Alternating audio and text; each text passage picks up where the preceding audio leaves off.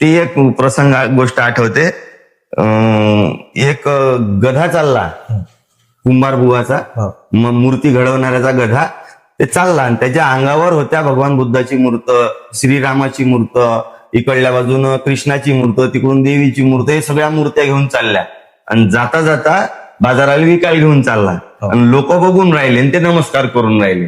कोणी बुद्धाला नमस्कार, कोणी कोणाला नमस्कार, सगळे नमस्कार करत.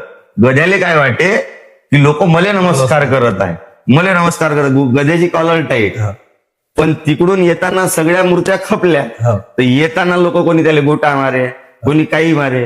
तर मालकाला विचारलं गध्यानं, म्हणजे मालक हे इकडून जाताना नमस्कार केला आणि तिकडून येताना कोण दगड मारत होते? अरे म्हणे गध्या, तू गधा आहेस, ते तुले नमस्कार नव्हते करत, ते तुझ्या अंगावरच्या मूर्त्याला नमस्कार करत होते. ती एक म्हणही आहे की गुरु पैलवान तो गुरु मेहरबान तो चेला पैलवान. म्हणजे गुरुचा आशीर्वाद आहे, विचाराचा आशीर्वाद आहे या महापुरुषाचा, म्हणून किंमत आहे. नाही तर कोण विचारलं असतं आम्हाला, एक तरी अंगी असू दे कला, नाही तर काय फुका जन्मला. म्हणून म्हणतात की गुरु विना मार्ग नाही. मार्ग नाही, बरोबर. आणि ते खंजरीच गुरु आहे, कलाच गुरु आहे आपली.